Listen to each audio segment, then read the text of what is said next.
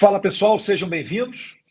Aqui Eduardo Bolsonaro, a gente vai falar hoje com o analista de geopolítica do grupo InfoRel, Marcelo Resch, para comentar um pouquinho com a gente sobre essas questões de Maduro no Brasil, terrorismo, tráfico de drogas, o passado dele, chavismo, Cuba exportando a revolução para a América Latina, enfim, vários assuntos que estão vindo à tona com tudo nesse momento em que o Lula recebe o narcoditador Nicolás Maduro. Então, vou colocar ele na tela aqui. Boa noite, Resch, tudo bem?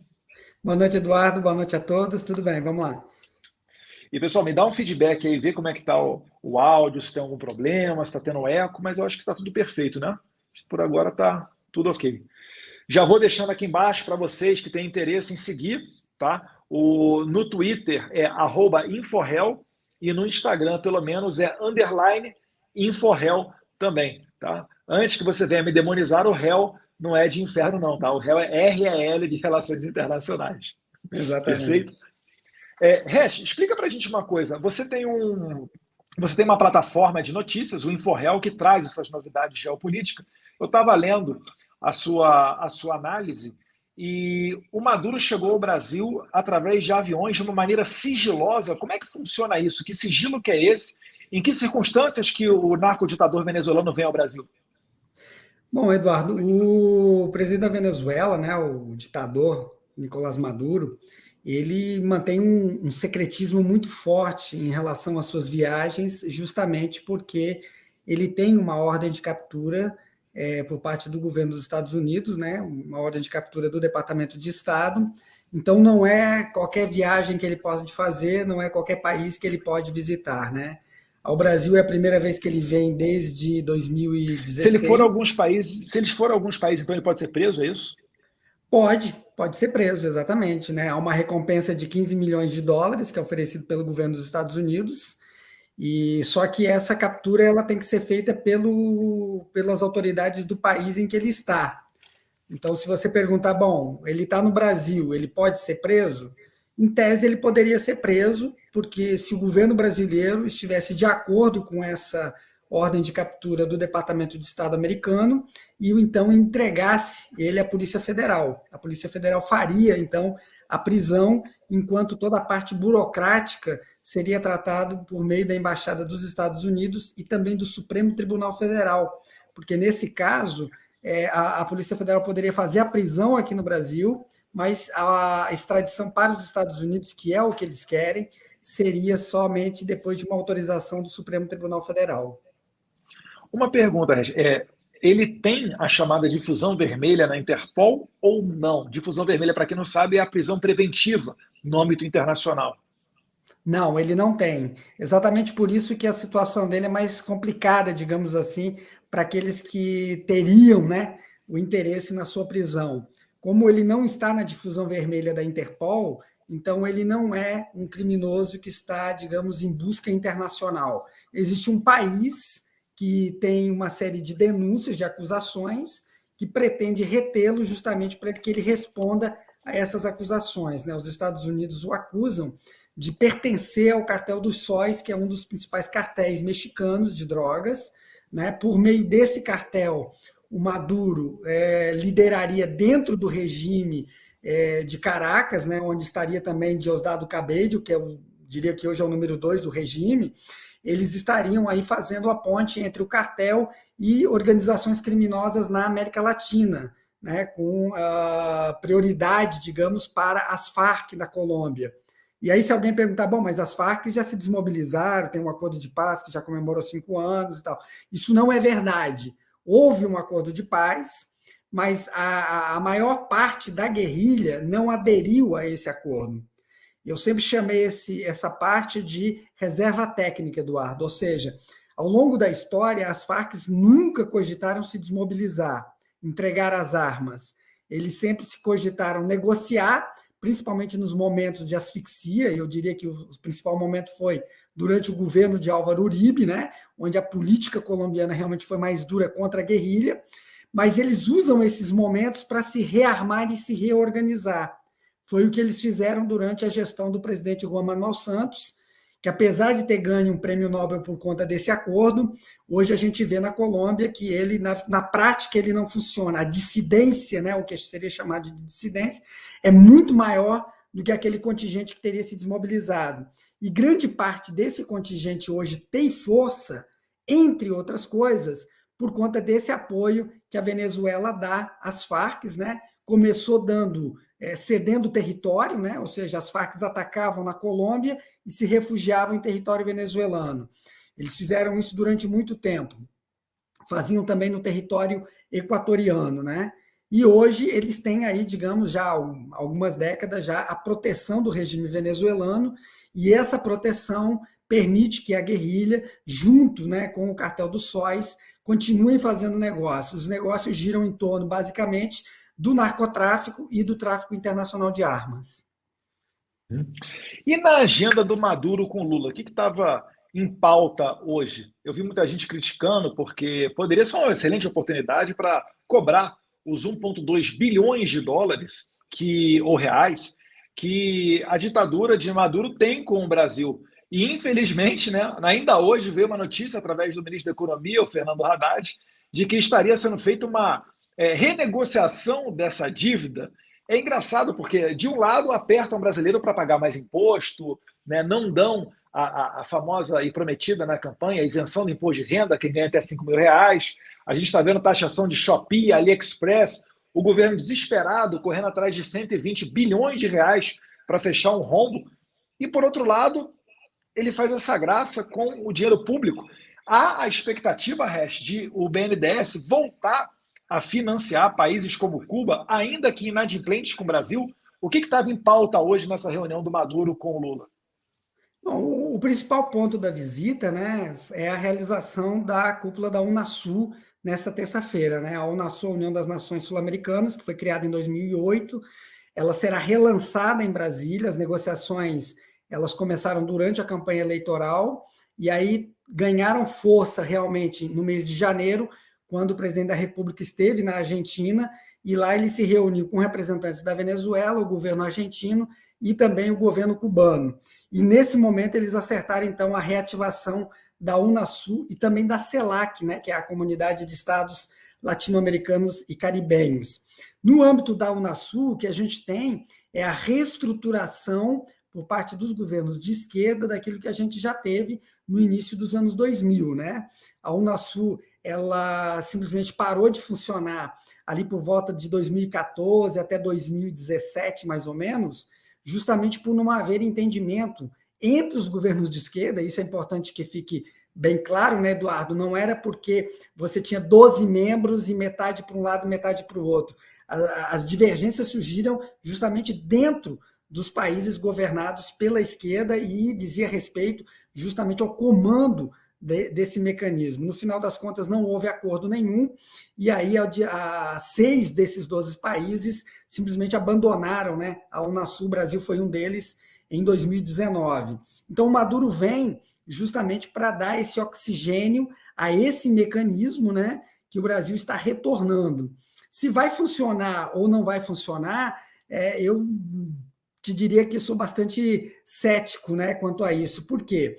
Porque durante esse período em que os governos ditos progressistas dominaram a região, esses mecanismos de integração, a gente tinha já o Mercosul, já tínhamos a ALAD, né, e daí foi criada a CELAC, depois também foi criada a Unasul, eles simplesmente começaram a funcionar como palanques ideológicos, ou seja, o processo de integração regional, principalmente do ponto de vista da integração física, esse aí foi praticamente abandonado. Nós temos aí iniciativas que começaram lá nos anos 80, fala-se muito, por exemplo, da chegada do Brasil de acessar os portos do Pacífico, né, através do Chile ou do Peru, ou até mesmo dos dois países. Isso era um projeto que vem lá dos anos 80, né, que foi estimulado dentro desse processo de integração.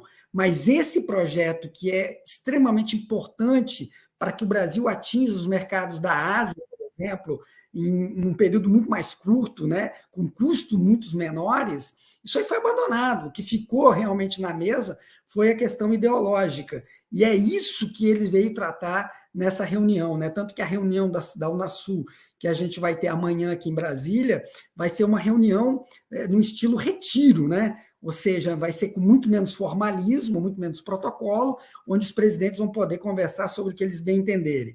E aí, respondendo à tua pergunta, com relação à questão do BNDES, ou até mesmo sobre o pagamento ou não dessa dívida de mais de R$ 1 bilhão que a Venezuela tem com o Brasil, isso, em tese, poderia entrar nessa conversa. Eu confesso para você que eu não vejo, até agora, nenhum indício, nenhum elemento de que isso esteja na pauta. Surgiu uma possibilidade, e aí seria muito mais por conta da pressão que se exerce em cima dessa retomada de relações com um país totalitário como a Venezuela, de que a dívida poderia ser paga por meio da concessão de energia elétrica, né? Você sabe que nós temos um único estado no Brasil que não está vinculado ao sistema elétrico nacional, né, que é Roraima, e aí, portanto, a Venezuela, por meio da usina de Guri, forneceria energia elétrica para Roraima, e aí estaria, por meio dessa energia elétrica, aí abatendo, né, pagando essa dívida que já foi motivo de calote, né? Você é parlamentar, você já viu isso no Congresso, tanto Cuba como Venezuela. Ele votou em 2017. Exatamente. Então, seria uma forma, digamos assim, de cobrar. Porque, por exemplo, Abreu e Lima, que é a refinaria lá em Pernambuco, que foi vendida como um grande projeto energético, né, de independência energética para a América do Sul, o Brasil tocou sozinho. A Venezuela de Chaves ainda entrou com a propaganda, capitalizou em cima dessa propaganda, mas o Brasil pagou sozinho, e essa conta, Eduardo, essa eu não acredito que vai ser paga em momento nenhum. O que o Lula hoje tentou ao lado do Maduro, eu diria para você que foi algo que beira um pouco ridículo, né? Porque é compreensível quando você tem a mudança de governo, você tem uma mudança também de orientação nas políticas. E a política externa, ela é uma política pública também. Então, vamos reorientar isso. E a propaganda diz o Brasil voltou, né? Voltou ao palco do mundo, da cena internacional. Só que até agora, a gente não viu ainda absolutamente nenhuma proposta concreta, objetiva, dessa nova política externa, né? Eu colocaria esse nova entre aspas, porque a gente não viu nenhum resultado.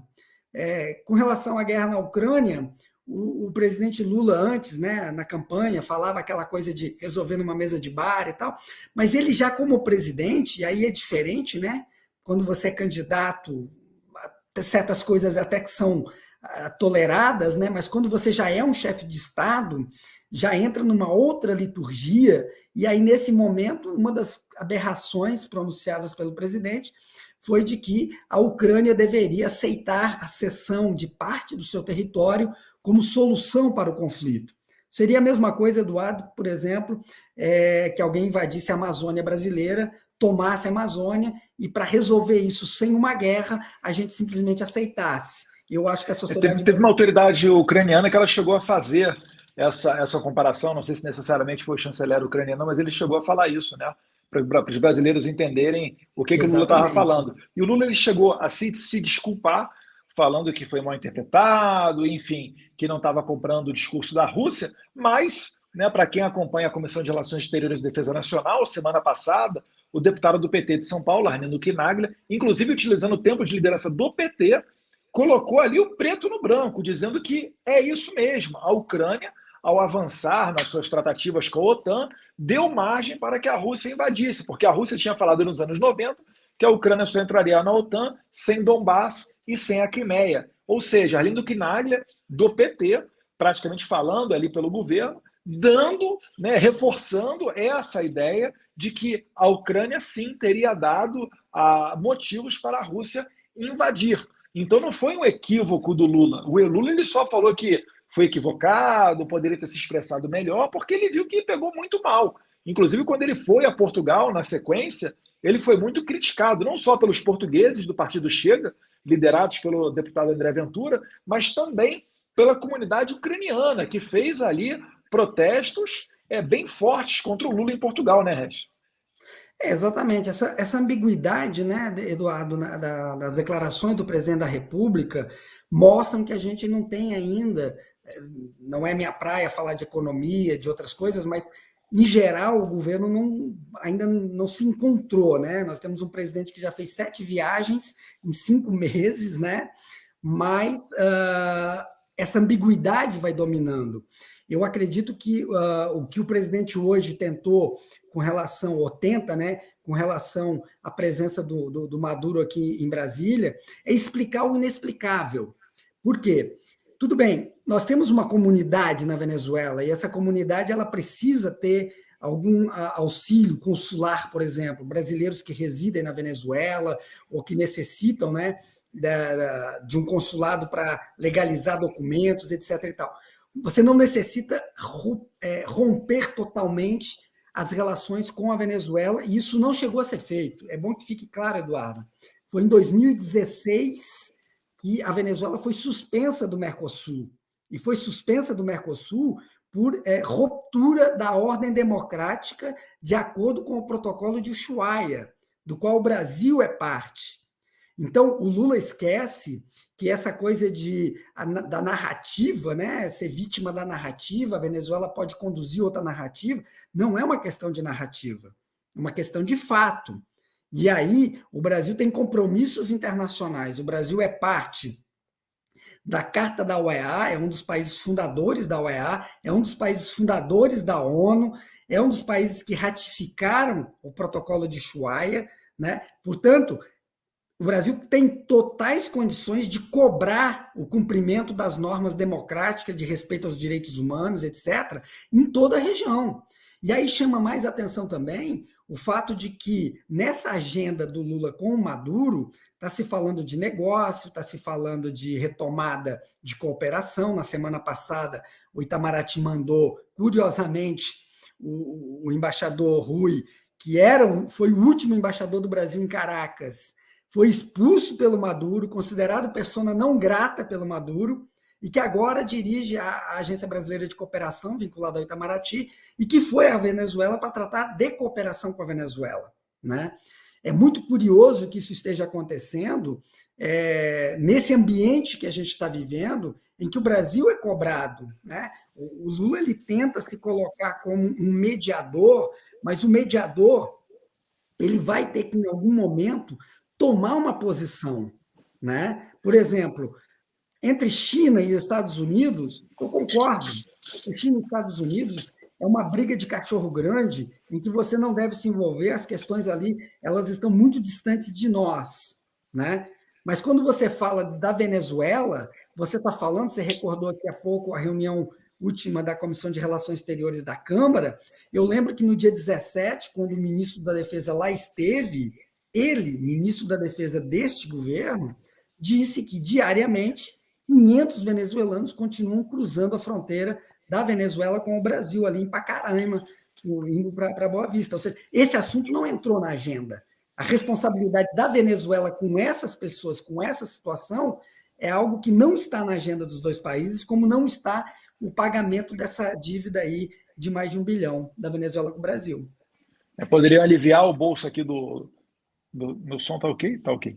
Poderiam aliviar o bolso do contribuinte brasileiro, né, cobrando essa dívida desses países caloteiros, mas, pelo visto, tudo indica de que eles vão continuar tentando subsidiar e financiar essas ditaduras. Só para lembrar, tem projeto de lei, a gente faz tentar entrar em pauta no Congresso Nacional para impedir que o Brasil envie, através dos seus bancos públicos, aí incluso o BNDES, empréstimos ao exterior em países que estejam inadimplentes com o Brasil. Quem sabe agora seja o momento para a gente botar uma força maior ainda no Colégio de Líderes e, pelo menos na Câmara, a gente consiga pautar e aprovar esse projeto. Mas, Jess, você estava falando na questão dos venezuelanos que fogem da Venezuela e cruzam o Brasil.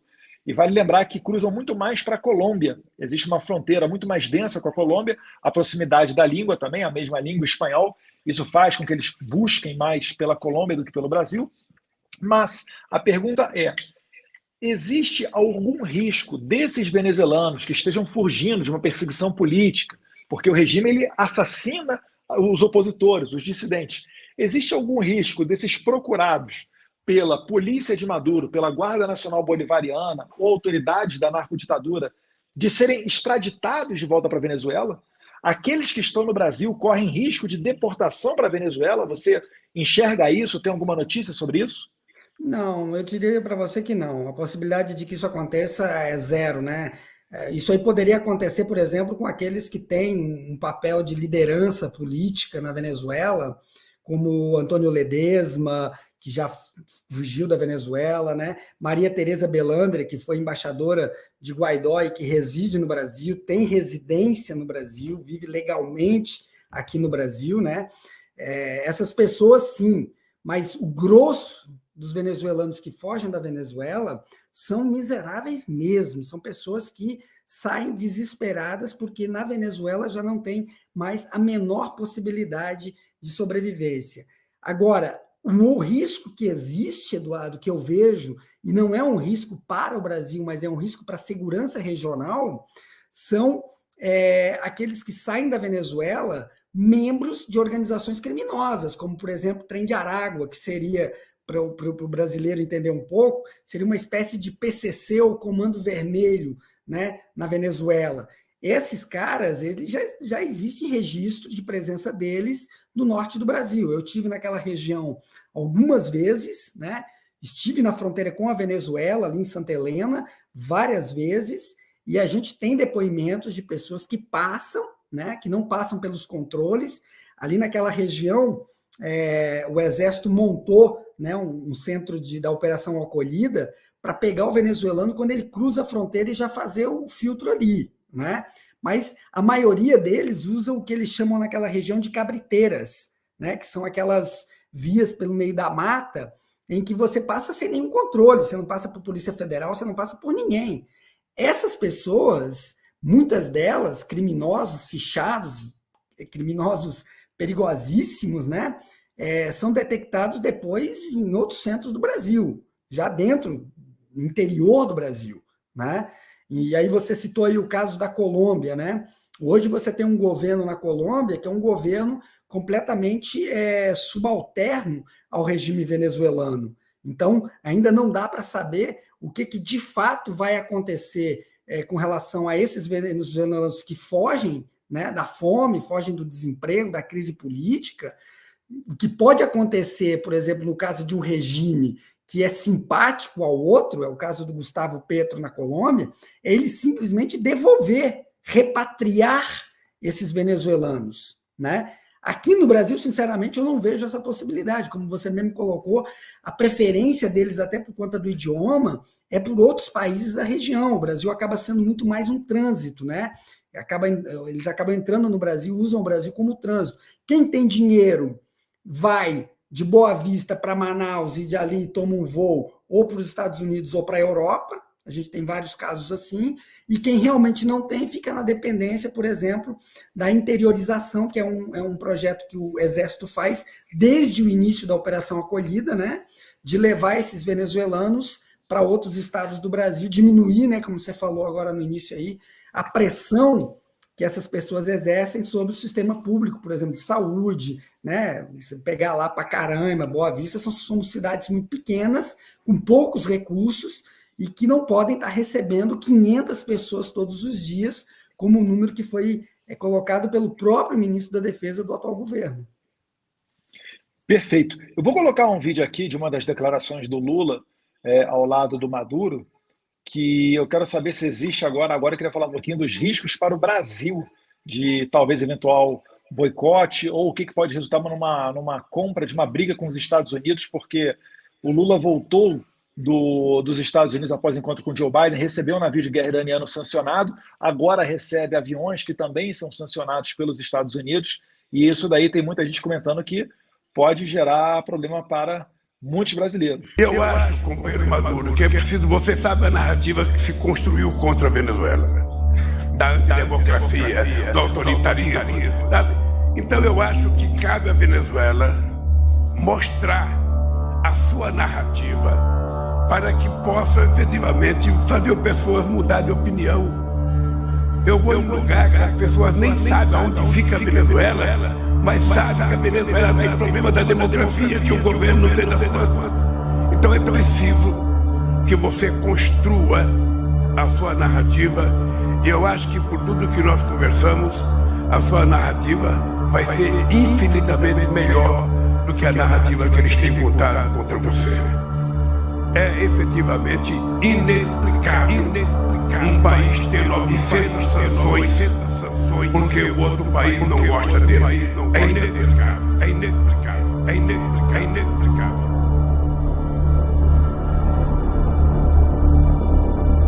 É inexplicável. É inexplicável. É inexplicável. É inexplicável.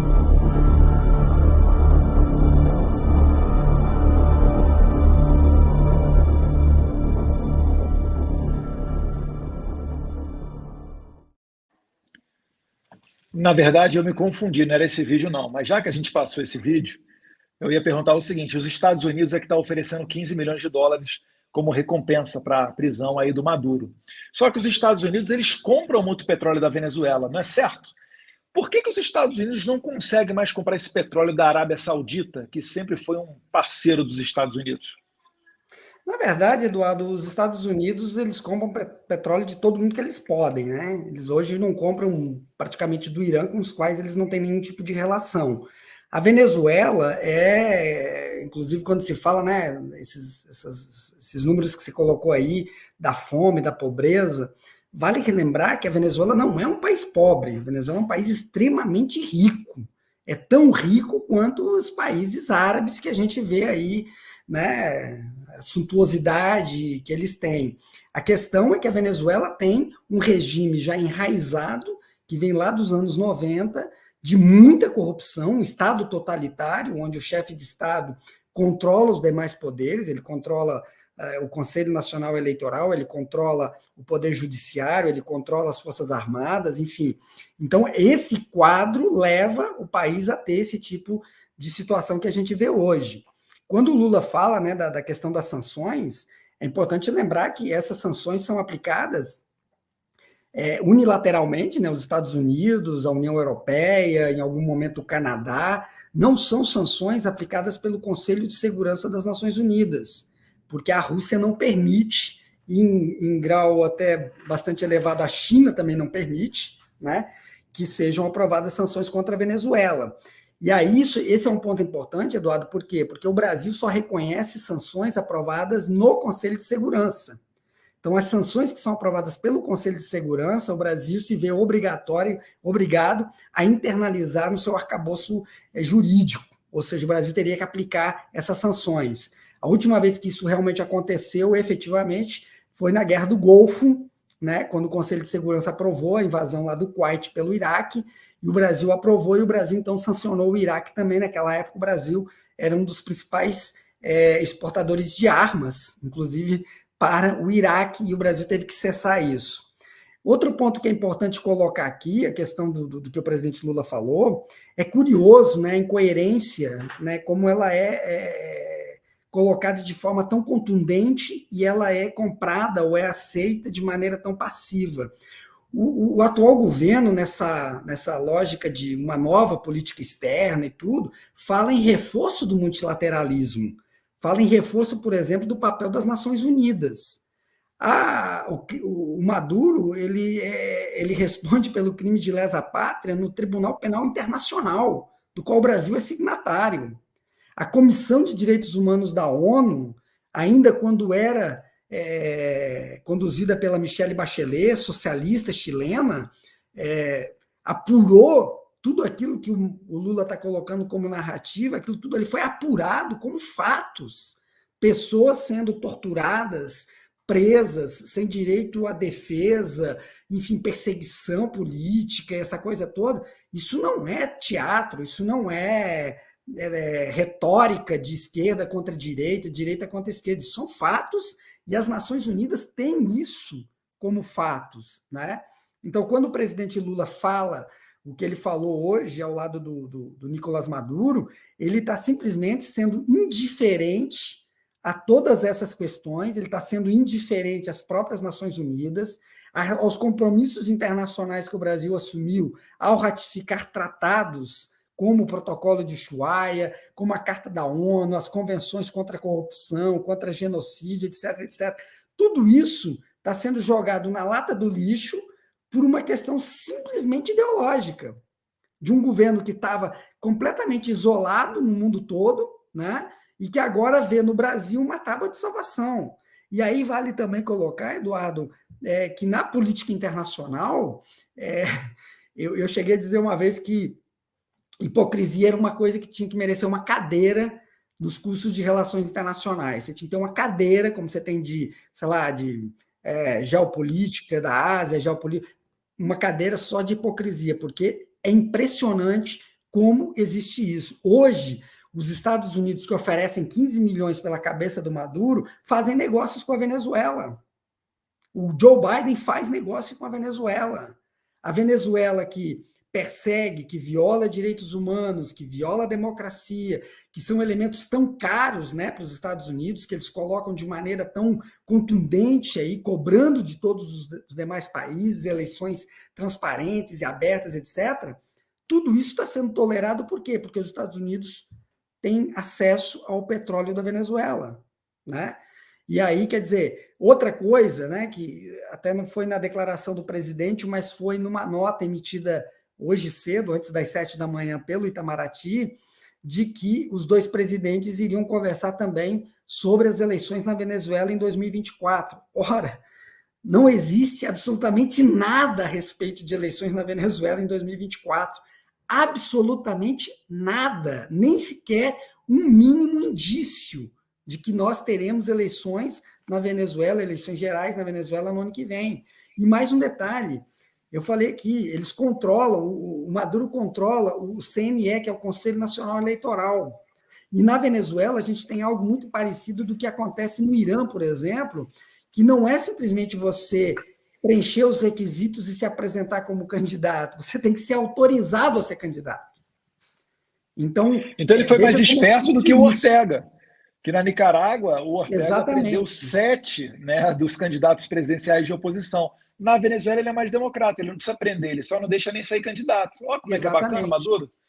Maria Corina Machado, por exemplo, que esteve no Brasil em algumas oportunidades, eu lembro que em 2014 eu estive num projeto em que a trouxe aqui pela primeira vez, né, quando começou realmente a ganhar visibilidade internacional a crise venezuelana.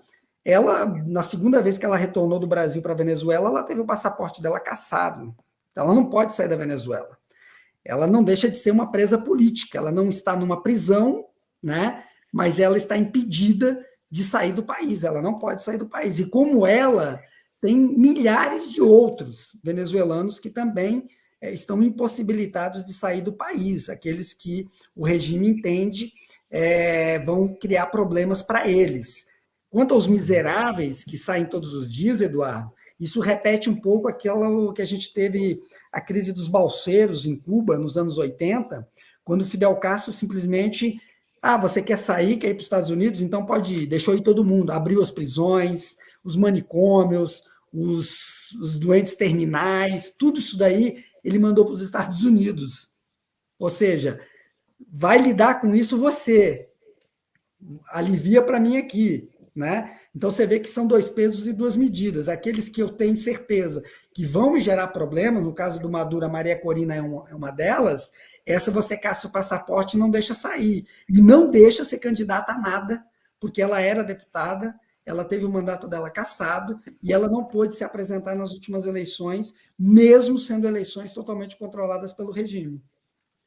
Eu sei que é uma situação diferente, mas me fez lembrar aqui do caso do Paulo Figueiredo, Rodrigo Constantino, Alan dos Santos, por exemplo, que são pessoas que tiveram os seus passaportes cancelados por ordem do Alexandre de Moraes. Bem, mas não é esse o assunto, né? Até porque aqui o Lula não comanda o TSE. Eu queria colocar aqui um vídeo do Lula falando sobre Estados Unidos, porque muita gente espera uma resposta dos americanos. Como eu falei aqui, uma sequência de atos hostis aos Estados Unidos, a recepção de navios de guerra iranianos, né? As falas falando sobre quebrar a hegemonia do dólar, começar a fazer comércio internacional usando o yuan, enfim. E mais essa agora aqui do Lula, vamos ouvir aqui o que o Lula falou hoje sobre os Estados Unidos. O Maduro não tem dólar para pagar as suas exportações. Quem sabe ele começa a pagar yuan. É culpa dele? Não, é culpa dos Estados Unidos, que fez um bloqueio extremamente exagerado. Eu sempre acho que o bloqueio é pior do que uma guerra.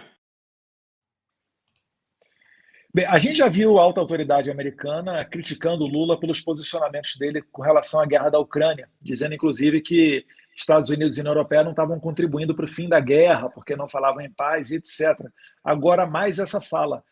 Você consegue enxergar, Resch, algum tipo de retaliação vindo por parte dos americanos? Ou isso é só discurso para fazer média com a comunidade internacional? Eu diria para você que isso daí é mais parte da retórica, né? O Lula tem muito essa coisa de falar, e se você for ver bem, a maioria das coisas que ele fala não foram nem pensadas e nem combinadas com ninguém, né? Ele falou de viagens que ele ia fazer que não estavam nem programadas ainda, gerando um mal-estar enorme ali para quem depois teve que consertar. Eu não, realmente eu não daria importância a isso, não daria a menor importância. Eu acho que a questão da Venezuela está muito dentro Quando a gente fala de Estados Unidos, né? É a região, digamos, que os Estados Unidos têm a sua influência. A gente já tem uma Venezuela fortemente armada pela Rússia, né? É um país que tem uma dívida impagável com a China. A China não quer que as coisas terminem mal, porque eles querem receber o que eles deram para a Venezuela, né?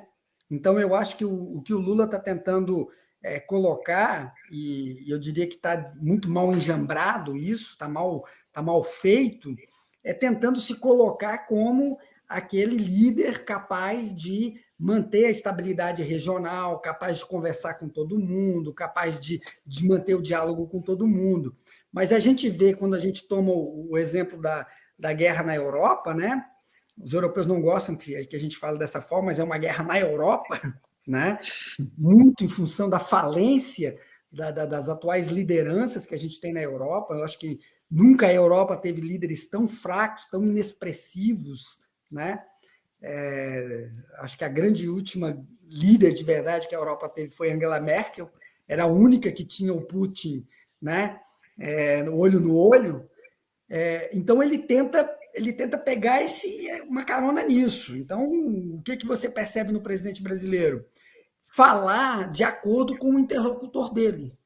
Então, ele vai à China e ele fala mal dos Estados Unidos do lado do do Jinping, porque ele quer agradar o líder chinês. Hoje ele quis agradar o Maduro, mas quando ele foi no salão oval da Casa Branca, ele desceu a ripa em outros e levantou a bola dos americanos. Um líder que faz esse tipo de coisa, ele gera, na verdade, não é respeitado por ninguém. Exatamente, uma grande perda de credibilidade, ou seja, as pessoas não são idiotas. Eu acho que o Lula tem que, em algum momento, alguém tem que chegar nele e dizer isso, olha, desculpa, mas as pessoas não são mais idiotas, né? As pessoas percebem hoje, as redes sociais, elas se informam de outras formas, etc. e tal, elas não são tão estúpidas. Não tem como você querer agradar todo mundo. Tem como você manter um papel equilibrado e mesmo assim divergente e poder falar com todo mundo? Tem. Isso é possível. Quando você faz isso com seriedade. Quando você não faz isso para ganhar like na internet, quando você não faz isso para, sei lá, rechear uma propaganda sua. Porque falta substância na política externa brasileira. Falta muita substância nessa política externa, certo? Recentemente, o presidente teve, né, um vídeo que foi amplamente divulgado no Brasil, em que ele estava lendo um documento, ou fingia estar lendo um documento, quando o presidente da Ucrânia entra no recinto onde vai acontecer a principal reunião do G7.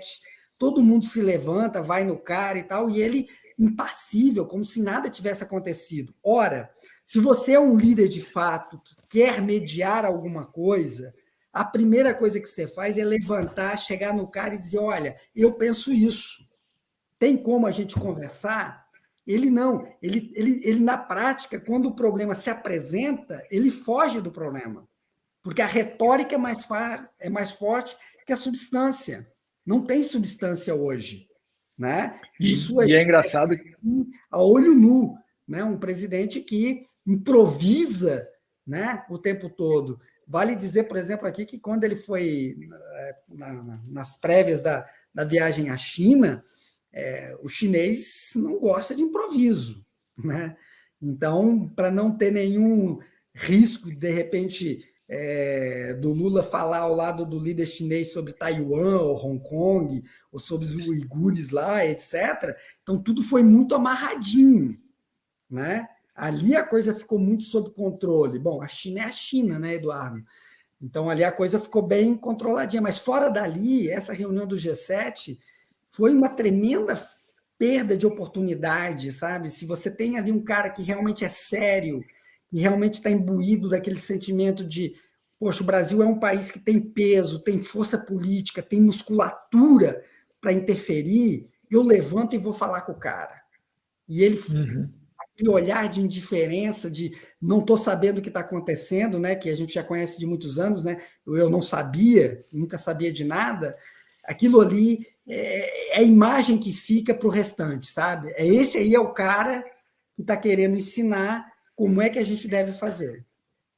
Sim, sim. Parece aquele aluno querendo enrolar na prova, enfim, fugindo de mostrar o boletim para a mãe, né, que tirou nota baixa. Rez, para finalizar, agora sim eu vou colocar aqui na tela não, se bem que eu já coloquei a tela a fala do Lula sobre os Estados Unidos. Você acredita que essa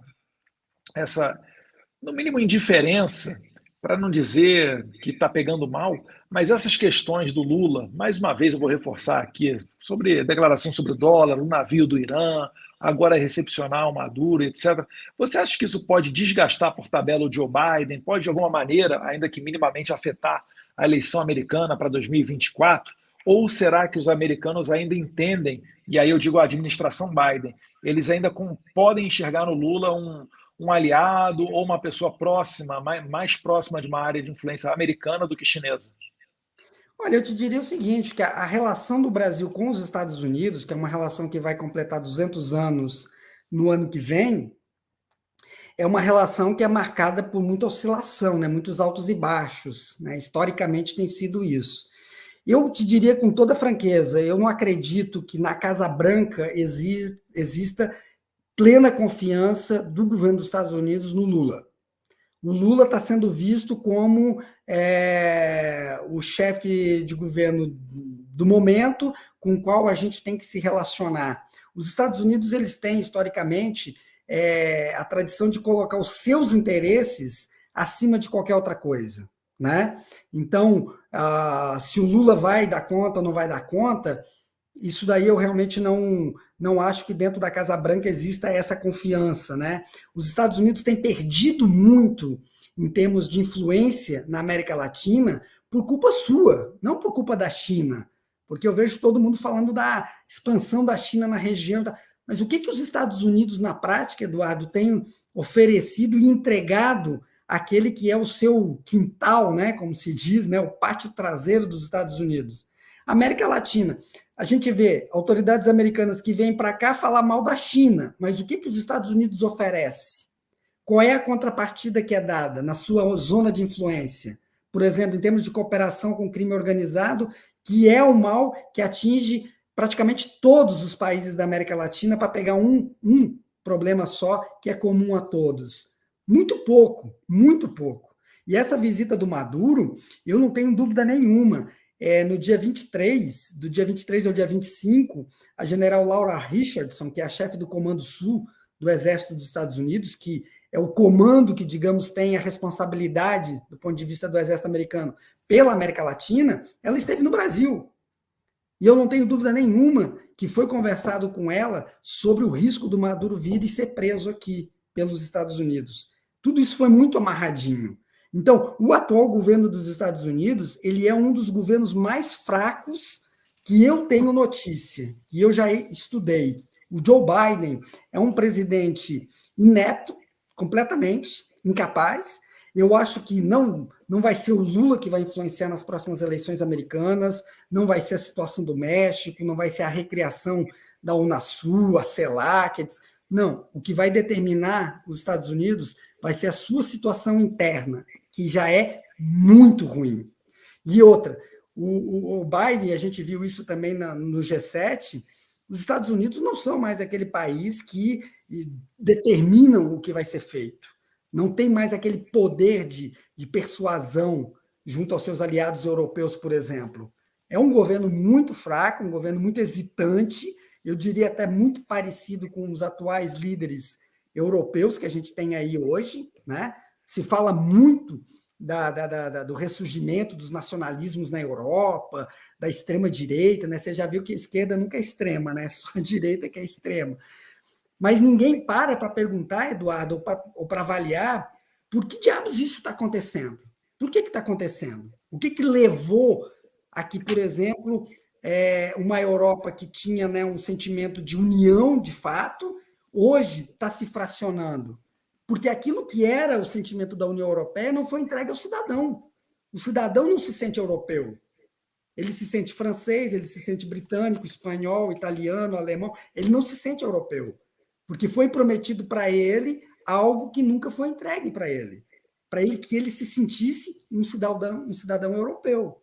Então, isso é o que a gente tem hoje na agenda, né? Ou seja, vamos parar de botar a culpa naqueles outros. Os outros estão fazendo aquilo que dá para fazer com aquilo que a gente tem hoje. Quer dizer, o Lula ele tem que olhar muito mais para dentro do que para fora.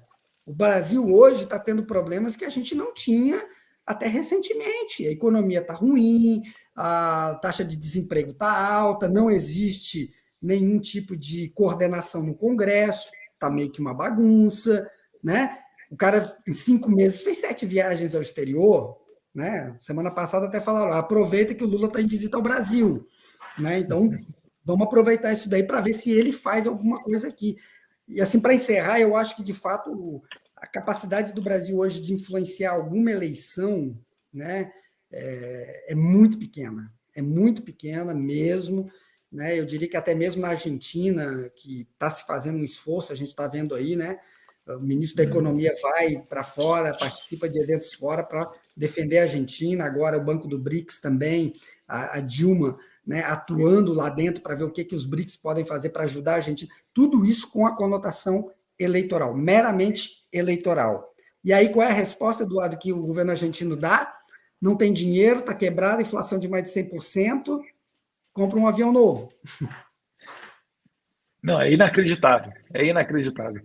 Resch, vou te agradecer pela sua participação aqui, pela sua atenção, pelo seu tempo, pedindo para o pessoal segurar aí, porque eu vou bater um papo com vocês para encerrar, mas eu acho que foi muito interessante aqui, contribuiu para a gente conseguir ter mais bagagem para esses debates que estão por vir. Eu já vou anunciar para vocês aqui que a gente está trabalhando para ver o que pode ser feito, aí eu estou falando eu e a minha assessoria, questão de moção de repúdio, o que a gente pode apresentar na Comissão de Relações Exteriores e Defesa Nacional, pretendo falar com o presidente, o deputado Barbosa, para que a gente possa debater esse tema na CREDEM, ou então também até fazer alguma obstrução, mas enfim, não pode passar batido essa passagem de um narco-ditador pelo país. Eu acho que tem muita repercussão para dar ainda. Boa noite, Resch. Muito obrigado. Boa noite, um abraço a todos. Até a próxima. Deixa eu ver aqui. Remover a transmissão, saiu. Pronto. Pessoal, Marcelo Resch, quem tiver interesse, aqui embaixo estão as redes sociais dele, @Inforel, e no Instagram é o @_Inforel. Aconselho vocês a seguirem, sempre com notícias aí de geopolítica, a parte de relações exteriores e defesa também. Vou finalizar aqui, porque eu estou fazendo uma transmissão pelo StreamYard e eu estou vendo aqui que tinha um vídeo aqui do Jair Bolsonaro da eleição do ano passado, e eu queria que vocês olhassem, porque sempre vai parecer atual, lamentavelmente atual, tá? Eu vou assistir com vocês aqui, para já ficar o meu boa noite, agradecendo a presença de todos vocês, mais de 3.300 pessoas que estão nos assistindo nesse momento. E se você não me segue, por favor, também me segue nas minhas outras redes. A gente fica feliz de ter esse contato próximo com vocês. Beleza? Então vamos lá, pessoal. Um abraço. Fiquem com Deus. Eu tenho agora 2 minutos para as suas considerações finais. Deus, pátria, família e liberdade. Desculpe os demais candidatos, mas está polarizada as eleições. Quem o ex-presidiário apoiou no passado? Apoiou Chaves, apoiou Maduro. Para onde foi a Venezuela? Hoje recebemos mais de 500 pessoas por dia lá em Pacaraima, fugindo da fome, da miséria, da violência, pesando em média 15 quilos a menos. E o Lula apoiou essas candidaturas. Olha para onde está indo a economia da nossa Argentina. O presidente da Argentina antes de ser presidente, visitou o Lula em Curitiba na cadeia. E o Lula apoiou ele na Argentina. Hoje, 40% da população da Argentina está na linha da miséria. Lula apoiou o presidente do Chile também, o mesmo que praticava atos de tocar fogo em metrôs lá no Chile. Para onde está indo o nosso Chile? Lula apoiou também Petro na Colômbia. Medidas dele, liberação de drogas, liberação de presos. Para onde está a nossa Colômbia?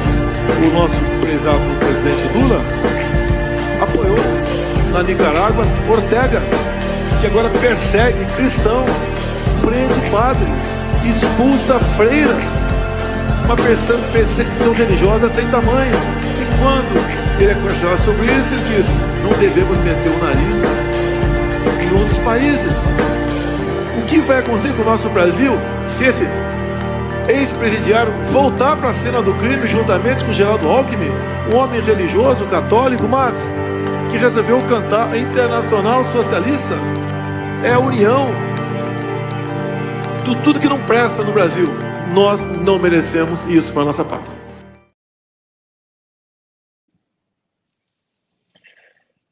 Não dá para dizer que não teve o aviso, né? Que saudade. E lembrar ainda que o TSE, ele removeu, durante o período eleitoral, postagens que associavam Lula a Maduro e Lula a Ortega, o ditador da Nicarágua, né? Obrigado, TSE. Isso daí jamais será fake news, pode ter certeza. Um abraço, pessoal. Fiquem com Deus.